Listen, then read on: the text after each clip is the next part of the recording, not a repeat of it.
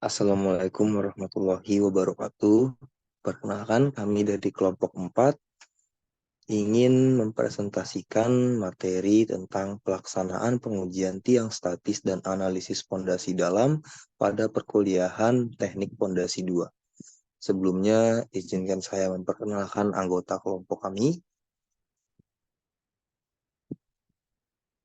Nah, kami terdiri beberapa anggota, yaitu saya sendiri Muhammad Rashid dengan NIM 15036211079.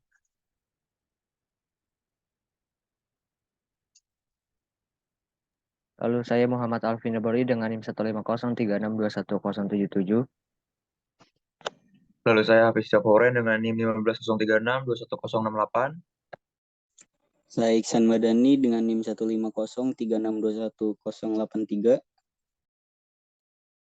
Dan saya Rian Tumpal Pasaribu dengan NIM 15035211078. Oke, selanjutnya kita akan memasuki ke materinya.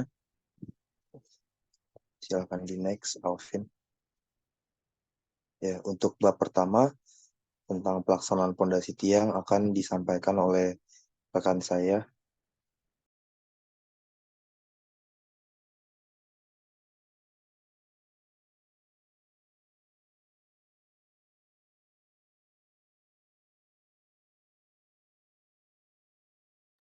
Oke, bab pertama di sini kita akan membahas perihal pelaksanaan pondasi tiang. Dalam pelaksanaan pondasi tiang, penggunaan hammer untuk pemacangan tiang perlu mempertimbangkan dampak lingkungan, termasuk dari polusi udara dan pergeseran struktur tanah yang bisa saja terjadi.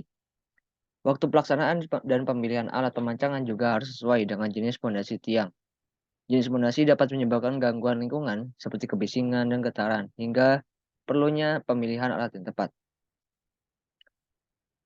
Lalu, dari poin 1.1 pemilihan alat pancang, di sini ada beberapa kriteria evaluasi untuk pemilihan perancangan atau peralatan pemancangan mencakup sebagai berikut menurut Justason tahun 2005, yaitu yang pertama perihal kriteria operasional, seperti keselamatan, keandalan, keakraban, dan berat operasi.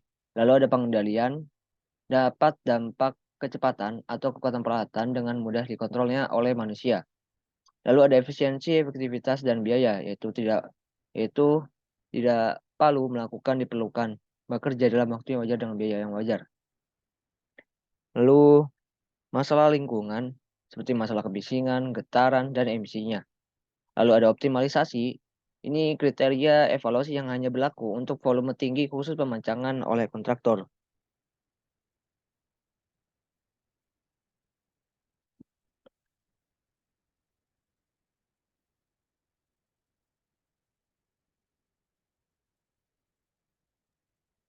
Oke, selanjutnya ada efisiensi, efektivitas, dan biaya. Yang pertama kita akan membahas efisiensi. Efisiensi dalam konteks ini adalah persentase energi yang sebenarnya diteruskan dari palu ke tiang yang diukur dengan PDA. Nah, berdasarkan jenis palu yang digunakan itu, nilai efisiensi yang dapat digunakan untuk analisis kapasitas daya dukung tiang yang dianalisis menggunakan analisis Gombang seperti tabel 1.2 sebagai berikut. Nah, ini ada tabel efisiensi berdasarkan jenis palu pada PDCA tahun 2007. Untuk palu gravitasi, drop hammer efisiensinya memiliki 0,25 sampai 0,4. Lalu pada jenis palu aksi tunggal dengan udara atau uap, single acting air or steam, itu memiliki efisiensi 0,67. Lalu dengan jenis palu aksi ganda dengan udara atau uap, double acting air or steam, itu memiliki efisiensi 0,5. Lalu ada jenis palu diesel memiliki efisiensi 0,8. Lalu ada jenis palu hidrolik atau diesel dengan pengukuran energi yang menyatu. Nah, dia efisiensinya 0,95. Boleh di next, Alvin. Nah, tadi efisiensi, sekarang kita membahas efektivitas. Dalam pemilihan antara palu diesel dan palu hidrolik, penting sekali untuk memahami perbedaan karakteristik energi yang mereka gunakan. Nah, palu diesel ini menggunakan massa kecil dengan kecepatan yang memiliki dampak yang tinggi. Sementara palu hidrolik bekerja sebaliknya. Nah, kecepatan tinggi pada palu diesel cocok untuk pemancangan baja dan juga beban yang tinggi. Sementara palu hidrolik lebih cocok untuk tiang pancang yang terbuat dari beton. Lalu penggunaan yang efektif tergantung pada jenis pondasi tiang dan tanah yang digunakan.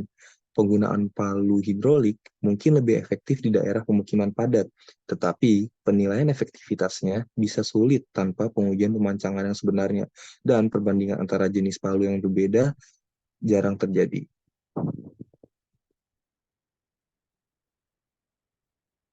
Nah, berikutnya setelah efektivitas ada biaya. Nah, komponen biaya untuk pondasi tiang pancang itu merupakan pertimbangan utama bagi kebanyakan ahli pondasi. Secara umum, komponen biaya itu ada 4 hal di sini ya. Yang pertama ada biaya mobilisasi atau demobilisasi biaya. Nah, ini tergantung dari jauh dekatnya lokasi proyek dengan kontraktor pancang atau lokasi alat pancang itu berada. Lalu yang kedua ada biaya jasa pemancangan. Nah, ini dihitung berdasarkan kedalaman tiang yang masuk ke dalam tanah. Lalu ada harga tiang pancang, merupakan harga dari tiang pancangnya sendiri, tergantung dari ukuran tiang dan pancang serta material yang akan dipakai. Lalu yang keempat ada harga penyambung tiang. Nah, jika panjang pemancangan melebihi segmental dari material tiang pancang, biaya penyambung tiang ini tergantung dari jenis tiangnya. Oke, selanjutnya akan dilanjutkan oleh teman saya, Ican, silakan. Baik, berikutnya bab 2 ada analisis dinamis. Analisa dinamis merupakan teknik lain untuk mengevaluasi kapasitas tiang, karena banyak para perencana merencanakan dengan cara statis. Prinsip analisa dinamis adalah keseimbangan energi yang dinyatakan energi input sama dengan energi yang digunakan plus kehilangan energi.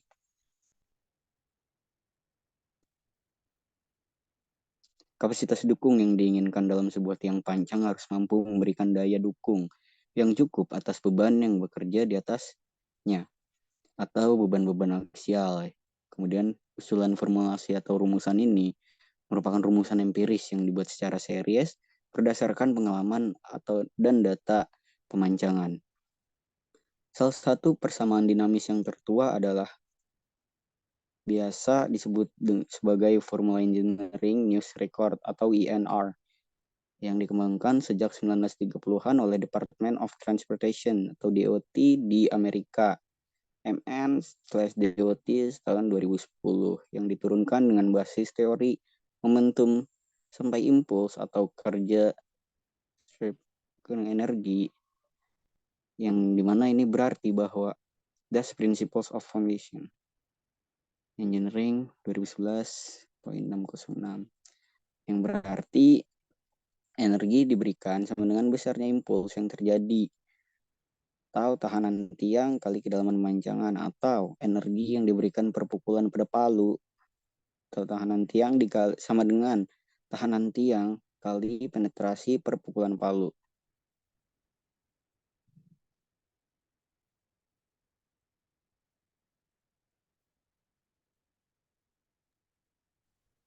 Selanjutnya, bab 3, pengujian tiang statis. Pengujian tiang statis adalah tahap kritis dalam proses perencanaan dan pelaksanaan fondasi yang aman dan andal. Fondasi yang tepat sangat penting untuk menjamin stabilitas dan keberlanjutan struktur bangunan. Dalam pengujian tiang statis, tiang uji diuji untuk menilai kemampuannya dalam menahan beban vertikal dan horizontal, serta untuk memahami perilaku tanah di sekitarnya. Hasil pengujian ini memungkinkan insinyur sipil dan kontraktor untuk membuat keputusan yang informasional dan akurat dalam merancang dan membangun fondasi yang sesuai untuk proyek konstruksi.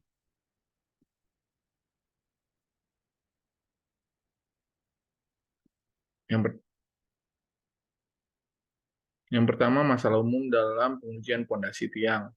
Sistem penerangan pengujian harus memadai untuk memastikan pengujian dapat dilakukan dengan aman dan akurat.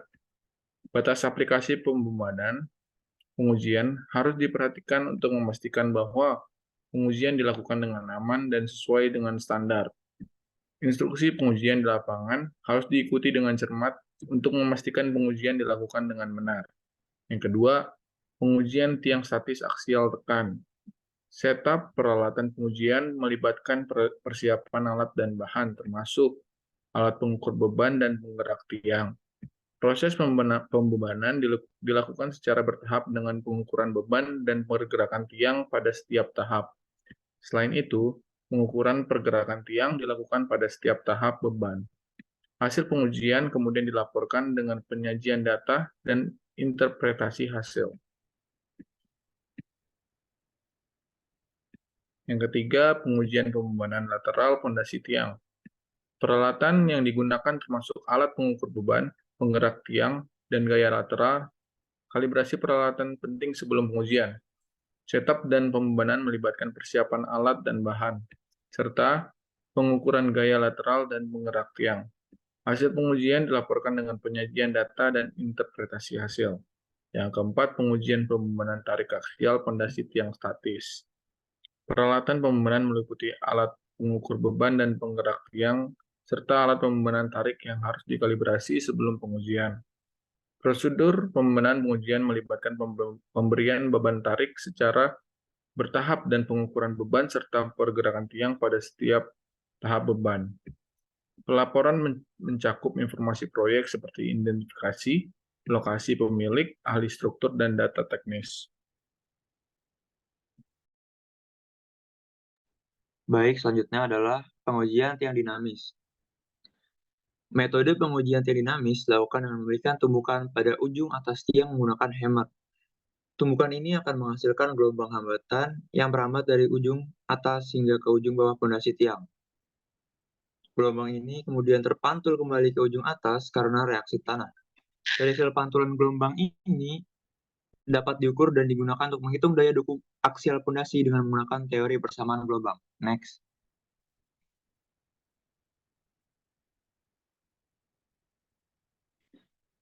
Tujuan pengujian dengan Pile Driving Analyzer atau PDA adalah yang pertama, ada daya dukung aksial tiang, kedua keutuhan atau integritas tiang, yang ketiga efisiensi energi yang ditransfer. Jenis pondasi tiang yang dapat diuji dengan PDA tidak terbatas pada tiang panjang saja.